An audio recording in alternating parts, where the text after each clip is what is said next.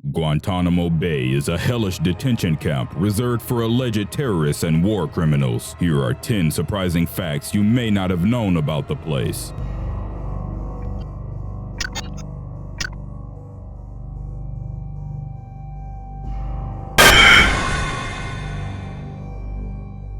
Number 10. Guantanamo Bay is Cuban land leased to the U.S. How exactly does the U.S. operate a prison and military camp on the lands and shores of its unfriendly communist neighbor? The answer lies way back to over 100 years ago. Following the Spanish-American War in the late 19th century, Cuba came under United States rule. The country was later granted independence, albeit remaining under American influence. This also came with an agreement of having 46.8 square miles of land and water at Cuba's Guantanamo Bay leased to the United States. This piece of land has remained occupied by the U.S. Army even after Fidel Castro, who aggressively opposed the U.S. government, took over Cuba in an armed revolt in 1959. The U.S. government to this day still pays Cuba $4,085 each month, but Castro had never cashed the checks out of protest. The lease, however, can only be terminated by mutual agreement from both sides. In 2002, following the 9/11 attacks and subsequent military operation in Afghanistan, President George Bush repurposed Guantanamo's facilities into a prison camp to hold detainees in the War on Terror. Number 9. It is the most expensive prison in the world.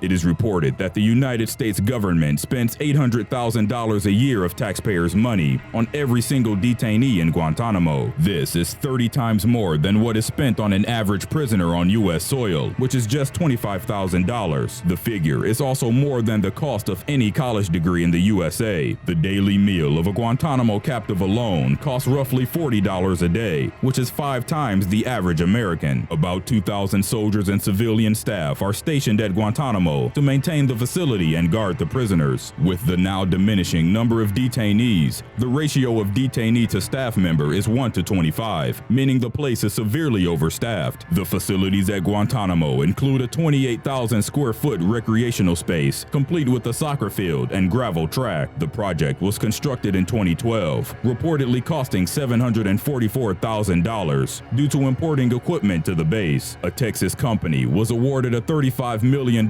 project to build a fiber optic cable running between Florida and Guantanamo in order to improve the base's internet connections. Overall, the cost to operate the base is over $400 million a year, and over $5 billion has been spent since the detention camp first opened. Number 8. Inmates are subject to brutal interrogations and torture methods. Since the Guantanamo Bay Detention Center was first opened, torture had become endemic in the form of psychological and physical abuse. The various methods of torture used by the U.S. military include sound and light manipulation, sleep deprivation, waterboarding, humiliating acts, solitary confinement, temperature extremes, and stress positions. Many released detainees have told stories of how they endured regular beatings, prolonged hood wearing, forced injections, dog attacks, and many other forms of mistreatment during their imprisonment. The abuse has even extended to non-prisoners. In 2003, a member of the U.S. Air Force named Sean Baker was ordered to play the role of a captive in a training drill. Wearing an orange prison jumpsuit, other soldiers thought he was a real detainee and had him severely beaten to the point where he suffered a brain injury and seizures. This forced him into an involuntary medical retirement from the Army. While the entire torture program was severe under the Bush administration, some of the brutal forms of interrogation practices have ended under Obama to a certain degree. Number 7. Other forms of abuse. Medical professionals working in Guantanamo Bay were ordered to ignore ethical standards when it came to abusive interrogation methods. This included ignoring vital signs and using medical information for interrogation purposes. In a way, the health professionals themselves became accessories to the inhumane treatment of detainees and were in violation of World Medical Association prohibitions. Female interrogators were said to resort to sexual abuse in order to break the conservative religious detainees. A female official was said to slip her hand into her pants and smear what looked like menstrual blood on prisoners, causing the handcuffed prisoners to scream and sob in disgust. Released prisoners have also reported incidents of religious abuse. Apart from verbal remarks, the abuse came in the form of defacing the Quran by tearing its pages, flushing them down the toilet, and denying any of its copies to the prisoners. Number 6. Fate of the detainees.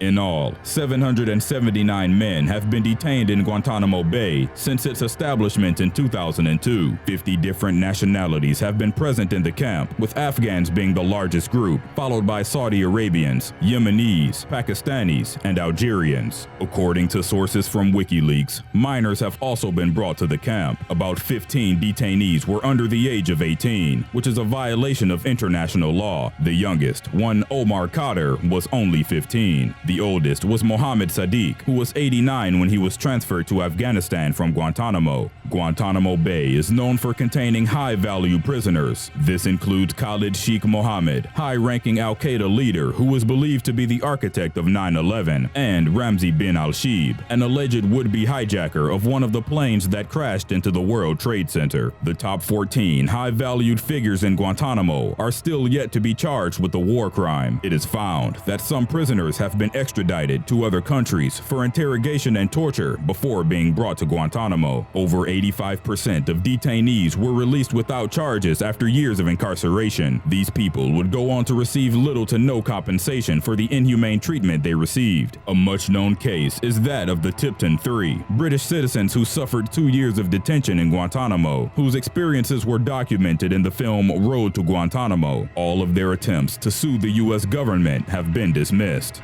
Number 5. Suicide attempts by prisoners is rampant. There have been 6 suicide cases of Guantanamo prisoners that have been officially reported, although defense lawyers believe the real figure is higher. The U.S. Department of Defense has changed the way they classify the suicide attempts, calling them self-injurious behaviors instead. The first successful suicides were in 2006, when 3 prisoners killed themselves in a suicide pact. The suicides accounted for the first inmate deaths in the detainment camp. However, suicide attempts had begun since the place was first established in 2002, and U.S. officials initially ignored reporting the cases. Increased incidents are observed to coincide with the severity of interrogation techniques used by military and CIA officers. Several investigation and news agencies assert that based on accounts by former Guantanamo guards, it is likely that a cover-up has been initiated. Some inmates may have died from torture during interrogation, including the 6 suicide cases mentioned. So far, the total number of official deaths of detainees while in custody in Guantanamo is 9. Number 4. Hunger strikes.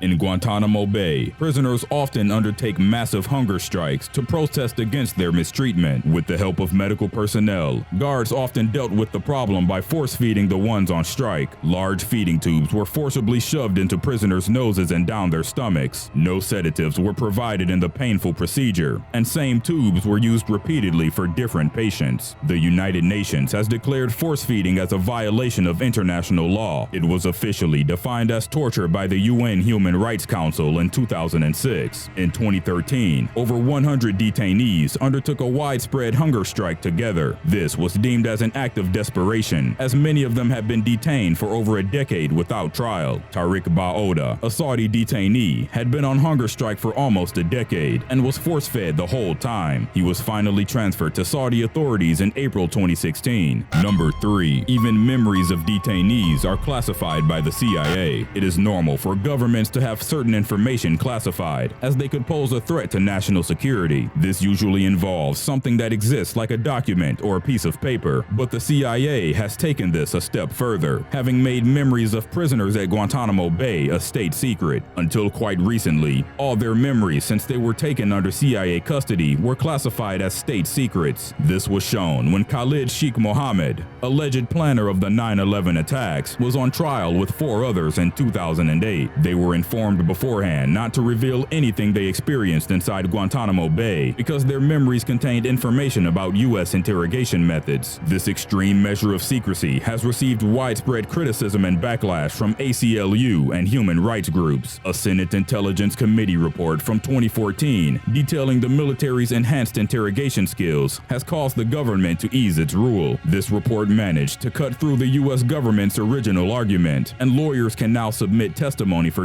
declassification. Number 2. Obama has tried repeatedly to close Guantanamo Bay. Barack Obama has stated his intention of closing Guantanamo Bay's detention center since his first presidential campaign in 2008. On the very second day of his presidency, he signed an executive order to have the place shut down. However, efforts to close the facility and move terror suspects to prisons on U.S. soil have been hampered repeatedly by the Republicans who dominate Congress. However, conditions and treatments of prisoners have somewhat improved under the Obama administration, and the number of detainees have been reduced to less than 100. Still, Obama's 2 terms have come to an end, without him accomplishing one of the main things he sought to do from the beginning. Number 1. Many remaining inmates have actually been cleared for release. Most Guantanamo detainees have been authorized by a presidential task force for release, or to be transferred to the U.S. or another nation to be trialed. Despite this, they have still remained in the Hellish prison camp for years due to opposition from Congress. As of now, more than half of remaining inmates are cleared for release or transfer. Part of the reason is that many of the men are from Yemen, a country that has a large Al-Qaeda problem, as well as harboring many other extremist militant groups. Repatriations of the prisoners might lead to their eventual release, and joining into these groups, some could be potentially transferred to U.S. soil and the country's many supermax prisons and military sites. But many Republicans suggest that the act would only threaten the nation's security. So far, there are reportedly 57 countries to which prisoners have been transferred to, with most of them going to their native countries. The majority goes to Afghanistan. Russia has received a few detainees and has allegedly treated them unfairly with torture and shame trials. Some Middle Eastern countries offer transferred detainees a proper rehab, which include religious counseling to pacify their extremist ideologies. Still, a number of prisoners have been reported to return to militant activities upon their release.